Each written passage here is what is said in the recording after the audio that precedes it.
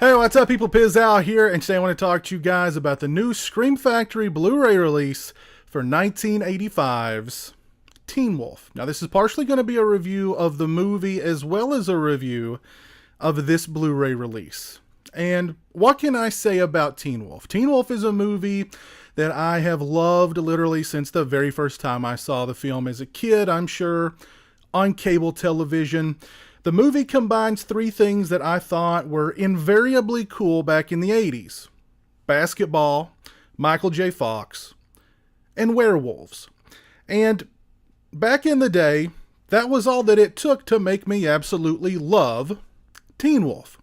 And it's a movie that I saw countless times, particularly on cable television, which was interesting when I saw the film for the first time, like on, I don't remember if it was on VHS or if it was on, it might have actually been on DVD, the uncut version of the movie.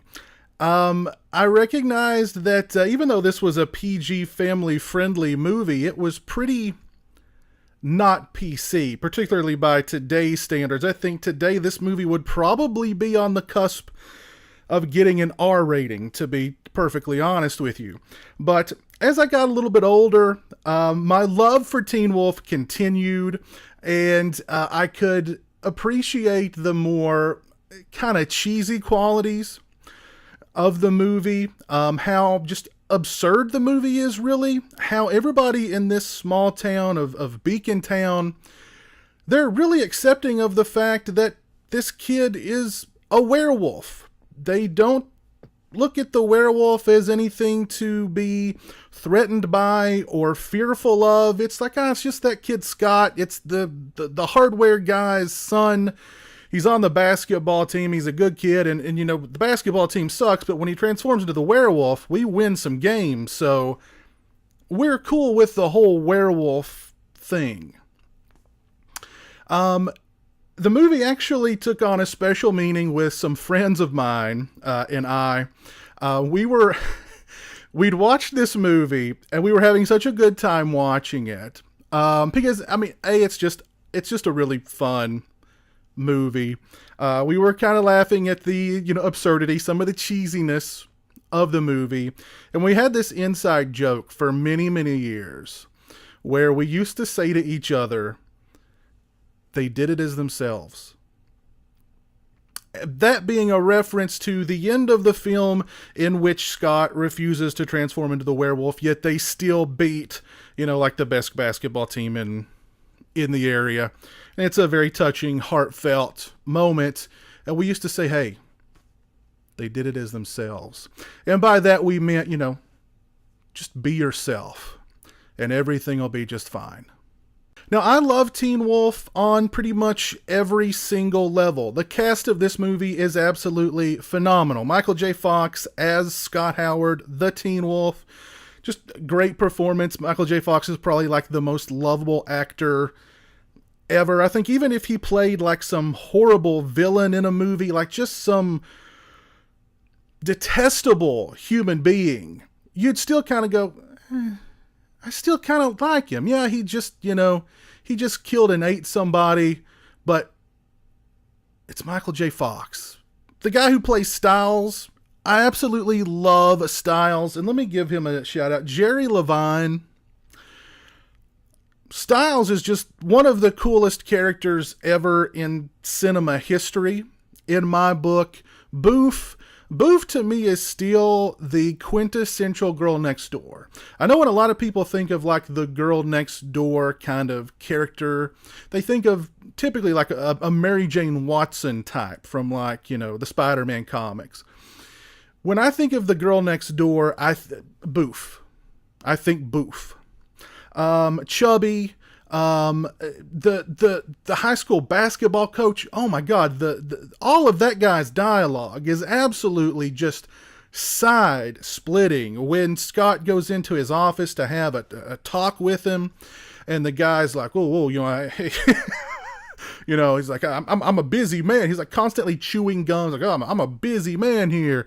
My favorite line of dialogue is like, I got the IRS breathing down my throat here. It's like they've got a personal vendetta against Bobby Finstock. Just all the characters in this film. James Hampton as Scott's dad. Just the ensemble of Teen Wolf is absolutely phenomenal. The music in the film, oh my god, that song about how does it go? First my clothes catch on fire and then my car hits a tree. Love that song. The song that plays at the end, oh my god, just it's kind of cheesy, kind of schmaltzy, but in just a very glorious way. I just love Teen Wolf. I love everything about Teen Wolf. I've loved everything about this movie for many, many, many years. I cannot think of an even remotely bad thing to say about this movie. This movie takes place in its own little world, and it's such a beautiful, sort of picturesque, any town, small town, America. It's just the kind of place you want to go and live because the people there are so nice. They're even accepting of a daggone werewolf. That's how nice and accepting the people are in this town. I think we can learn a lesson these days from a movie like Teen Wolf. This is just a great movie. I don't have anything even remotely negative to say about Teen Wolf. It's just one of my all-time favorite movies. It brings back a lot of memories. It's definitely nostalgic, and it's Teen Wolf. How can you not love Teen Wolf? If you've not seen Teen Wolf, you're doing yourself a major disservice. Forget about that MTV series. This is the Teen Wolf. This should be the only Teen Wolf. Well, and Teen Wolf 2 with Jason Bateman. I have a soft spot in my heart for the sequel. I didn't pick up Teen Wolf 2, the Scream Factory Collector's Edition, when I bought this one, but I probably will eventually when it goes on sale. But yeah, I love this freaking movie. If you've not seen Teen Wolf, by all means, go see Teen Wolf. This Blu-ray from Scream Factory would be a great way to introduce yourself to the film. If you're a fan of Teen Wolf, if you're somebody like me who grew up with the film and just loved Teen Wolf to no end, this Blu-ray from Scream Factory is just a no-brainer. It's a must-buy, in my opinion. The picture and the sound quality on this disc are both pretty good, I would say. The sound quality is really good. The picture quality, it's a 2K scan, a new 2K scan. It's not the kind of movie that really kind of pops on Blu-ray. It doesn't jump off the screen at you on Blu-ray, but they definitely cleaned it up a lot. As I recall seeing the film on the DVD, it seemed to have a lot of kind of specks and lines and some damage to it.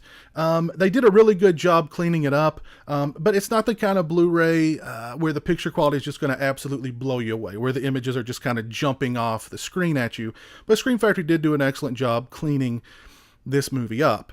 Now, as far as extras are concerned, we really only have one extra worth noting on this Blu-ray. However, it is an exhaustive, comprehensive, incredibly detailed making of featurette that is over 2 hours in length. Now, I've made this quote about other making of featurettes on Blu-ray releases, and particularly a lot of Scream Factory Blu-ray releases, but I truly, truly mean this. I think that this making of featurette for Teen Wolf is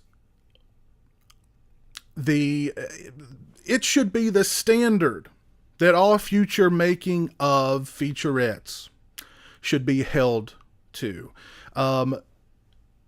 Anything and everything you could possibly want to know about Teen Wolf, from the writing of the film, pre-production, production, post-production, the release of the film, the legacy of the movie, anything and everything you could possibly want to know about Teen Wolf is on this disc. I've made that statement before in reference to other making of featurettes, but this making of featurette is the most comprehensive, detailed, in-depth making of featurette I have ever seen. And I really think that is saying something. I took like 3 pages of notes while watching this making of featurette, which is entitled Never Say Die, The Story of Teen Wolf. It is 2 hours, 23 minutes, and 10 seconds in length. So without keeping you guys, without turning this video into a 45-minute video, I'll just try and hit on some of the major points that was discussed in the making of for Teen Wolf.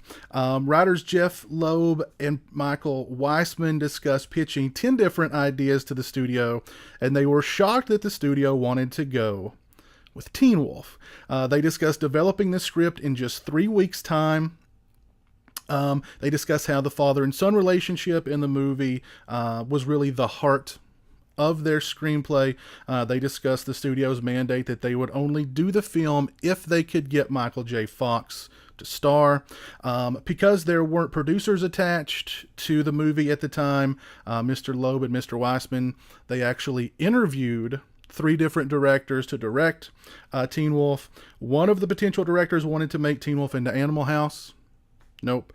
Another potential director wanted to make Teen Wolf into a very serious, hard-hitting drama. Nope.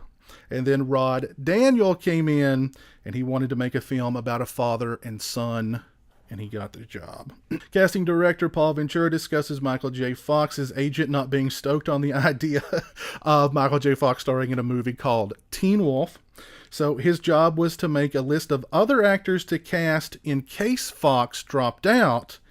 One of those actors on his list was Eric Stoltz.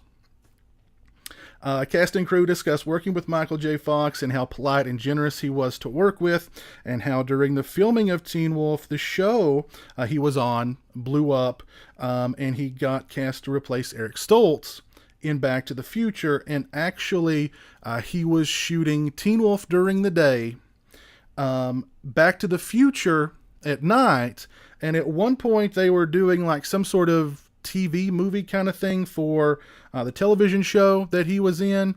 So he had to go shoot scenes for that. So he was literally doing 3 different projects at the same time while making Teen Wolf. Susan Ursitti discusses being cast as Boof. They discuss the origin of the name Boof, which is interesting. It turns out that it was a reference to Jeff Loeb's girlfriend in college, and there's an interesting story behind that. Jeff Levine discusses being cast as Styles. Matt Adler discusses being cast as Lewis. They all discuss the awesomeness of the Coach Finstock character, and of course, Chubby. James McCrell discusses being cast as Mr. Thorne. Troy Evans replicated his entire role as Coach Ed, which was a pretty entertaining moment there. They all discussed the late director Rod Daniel and what a joy he was to work with. They discussed the van surfing sequence, and Jerry Levine discusses how he was anchored to the van. Jeff Down, the special makeup effects artist, discusses doing the werewolf makeups and the transformation makeups, including the hair suits for Michael J. Fox, James Hampton, and Fox's basketball double. Jeff Glosser discusses doubling for Michael J. Fox and teaching Michael J. Fox how to do a layup. Mr. Glosser was the double for Michael J. Fox during the basketball sequences. Michael J. Fox had apparently never played basketball before. He's Canadian, so he was far more at home on the hockey rink. So he had to literally teach him how to do a layup. They discussed the release of the film and audience reactions to the film. The film was actually released. The release of the film was actually postponed to after Back to the Future came out. Initially, Teen Wolf was supposed to come out before Back to the Future, but they saw that Back to the Future had the potential to be a really huge movie. And of course, selling Teen Wolf as, the star of, having the star of Back to the Future in it would be a big selling point. So they pushed the release of Teen Wolf back. And actually, when Teen Wolf premiered, it premiered number 2 behind Back to the Future. So Michael J. Fox had the number 1 and number 2 movies in the country at the same time. They all discuss the legacy of Teen Wolf and its timeless qualities, and how the movie continues to find new audiences and has amassed a rabid fan base over the intervening 30 plus years. They also discuss meeting fans at conventions, and I have to share with you my very first convention I went to back in 2009, Scarefest in Lexington, Kentucky.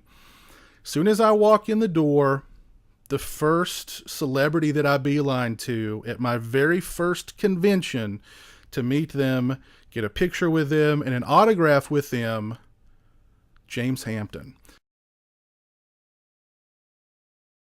Very nice guy. I don't remember exactly all the conversation that we had, but I told him how much Teen Wolf meant to me. He talked about how much fun he had working on that movie and working with Michael J. Fox. I don't really, again, remember anything specifically, but really nice guy. Really nice guy. They discuss the infamous cameo by a man's unmentionable. However, and thanks to the 2K scan of the movie performed by Scream Factory, that infamous moment has now been debunked. There is no unmentionable in the film, and there is no man. It was actually a woman. And her unmentionable that we all thought we saw was actually her belt. So I guess what happened was probably a long day shooting. The woman was wearing some tight pants, so she decided to loosen her pants, to unbuckle them, unbutton them, unzip them, or maybe they had button flies back in the 80s. That was a big thing. For all the sitting down sequences on the bleachers. So at the end, when everybody jumps to their feet, uproarious in celebration over the Beacontown Beavers' victory, she was like, oh, my pants are undone. And she closed her pants and she tucked the belt back in, and the belt kind of looked like Frankenbeans. But it was just a belt. And it was a woman. So, yeah. We also get a theatrical trailer and a still gallery for Teen Wolf. But that making of, again, I cannot stress it enough. That making of is the most comprehensive, the most detailed, the most in-depth making of documentary I have ever seen. That making of documentary is worth the price. Where'd my Blu-ray go? Of this Blu-ray, hands down. We also get a very nice slipcase with some nice new cover art there. And inside, we have a reversible sleeve that you can reverse to the original poster art, which I have done. This is a must-own for Teen Wolf fans. I'll say it again. This is a must-own for Teen Wolf fans. If you are a fan of Teen Wolf, this making of featurette on here is worth the price of this Blu-ray alone. The new 2K scan is pretty darn good. The sound quality is very good. If you're a fan of Teen Wolf, you just have to add this to your collection. I don't know any other way to say it. If you've not seen Teen Wolf, you're doing yourself a major disservice. Go out, pick up this Blu-ray from Scream Factory. It's a must-own. I can't put it any plainer than that. If you picked up this Blu-ray for Teen Wolf, please let me know your thoughts on it down in the comment section. Let me know your thoughts on the making of down in the comment section. What's your thoughts on Teen Wolf 2? Down in the comments section below. If you like this video, please leave it a thumbs up. If you're not following me on social media, those links are in the description. They're also right around here. As always, thanks so much for watching. I really appreciate it. Take care, and until next time, peace.